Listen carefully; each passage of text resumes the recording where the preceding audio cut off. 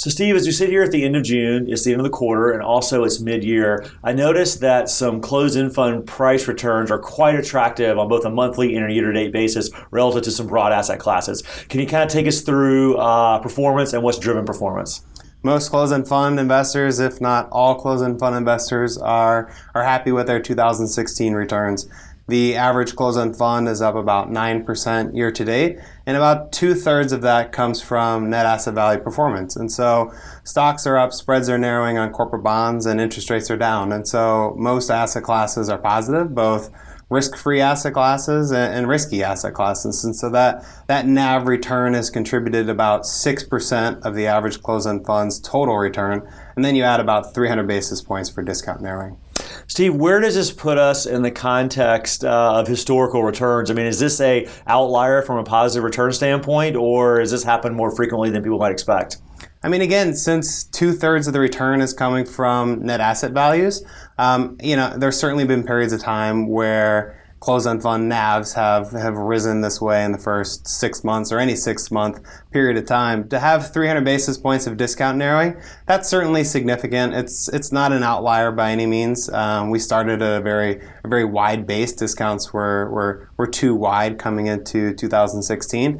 But the return certainly across capital markets, you're at near all-time highs in the equity markets. You're at near all-time low yields in the fixed income markets. Again, everybody's happy for their performance year to date. And so that strong performance just from the net asset value perspective is really what's driving closed-end fund performance year to date. Steve, you touched on discounts for a second, and we've also talked about kind of the discount narrowing that's occurred for the last couple of months. Are you still feeling like at narrower levels of discounts, you're still able to put together an attractive portfolio from a valuation standpoint? Yeah, we talk about the average discount often, and I think it's around 4.7% as of 6/30. And I think that gives investors potentially the idea that discounts are potentially a little bit too narrow. But when we look at the markets, it's still, you're looking at taxable fixed income funds at 8 to 10%, and it's you look at equity closed-end funds, both U.S. international, those discounts are still quite wide, and so you're looking at 10 to maybe 16, 17% discounts there. It's muni closed-end funds that I think are very narrow, and I'd say potentially going to expose investors to price volatility. I think that there's an air pocket in between where institutional investors would buy muni closed-end funds and where they're trading today. And so those types of funds are holding the average discount narrower for closed-end funds. Mm-hmm. But when we look across our portfolios, we're still quite happy with the 8 to 10% discounts on taxable bond funds. And again, equity closed-end funds haven't been more out of favor. Active management is out of favor, and investors want low-cost ETFs. And so even the best of equity managers with strong trailing returns, it's hard for them to attract bids for their closed-end funds because investors have certainly a strong preference for passive investing.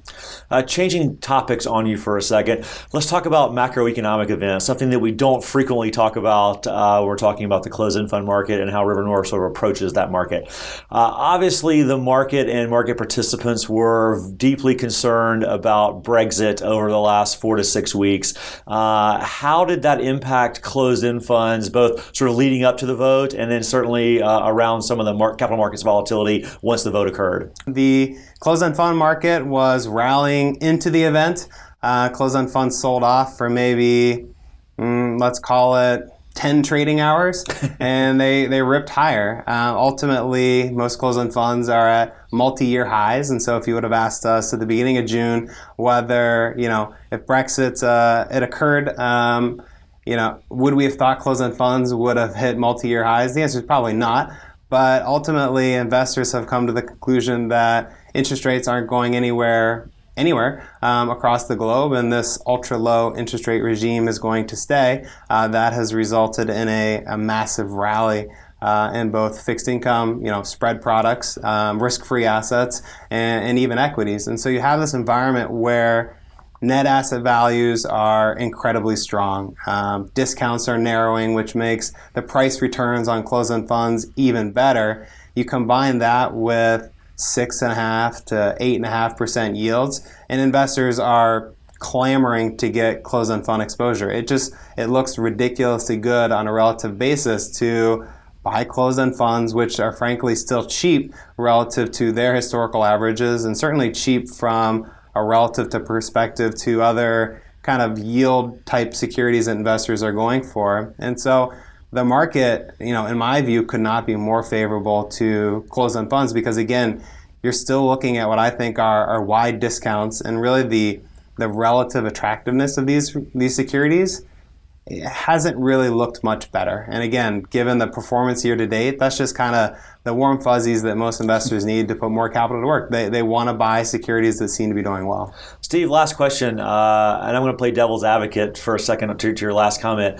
So performance has been very good year to date. Discounts have narrowed. The market, both in closed-end funds and broader capital markets, sort of shrugged off Brexit after 24 to 48 hours. So do you at all feel concerned about things have been so good that the future looks less bright for this market, or to your point, it still looks attractive closed-end funds versus other types of asset classes? Sure. I think it's important to say that the net asset value returns are always difficult to forecast. I mean, at the end of the day, risk markets are near all-time highs. Yields are at near all-time lows. The reality is the net asset value risk of most closed-end funds is certainly higher than it's been in quite a number of years. And so that risk is higher than it was really at any point in recent memory. That said, from a discount perspective, you need to keep in mind that the components of the closed-end fund return, the net asset value, if you're going to buy a closed-end fund, you have to be comfortable with the risk in the first place. Knowing that risk, your second risk is the discount going to widen or narrow? Mm-hmm. And I think when we look at it today, there's a lot of room for discounts to narrow from here. Thinking about the last time investors were this hungry for yield, we were looking at the beginning of 2013. Most closed-end funds were trading at a premium, and so they owned bonds and stocks at near record highs, and they were paying premium valuations to get that wrapper. We're nowhere near that. Again, looking back on that, it's really night and day from a relative valuation perspective. That doesn't mean, again, that high yield bond spreads aren't going to narrow back out to 650 or 700, or the equity market's not going to, retrace the 8% rally. It just that's hard to forecast. But from a closed-end fund discount perspective, you're not really paying up for the privilege I shouldn't say the privilege. You're not paying up for the investment vehicle today. You get the attractive yield, you actually get a nice discount, and you get the asset class exposure you presumably already won. I think that discounts will continue to narrow so long as capital markets continue to go higher or kind of tread water, because it's just a good environment, low interest rates, investors aren't worried about leverage, and you've got cheap securities on a relative basis from a discount perspective. And so our expectation would be that we'll see discounts continue to narrow, but like any other investor, we're not going to let discounts kind of dictate our overall portfolio positioning. We need to consider the fact that markets are near all-time highs and spreads have certainly narrowed, causing us to look to kind of monetize some of the risk assets we have in the portfolio. So I think you have to think of it two ways. Are you comfortable with the risk of the markets today? If you are, I think closed-end funds are a great place to get that. That's a good point. Steve, thanks for joining me, and we'll see you next month. Thank you.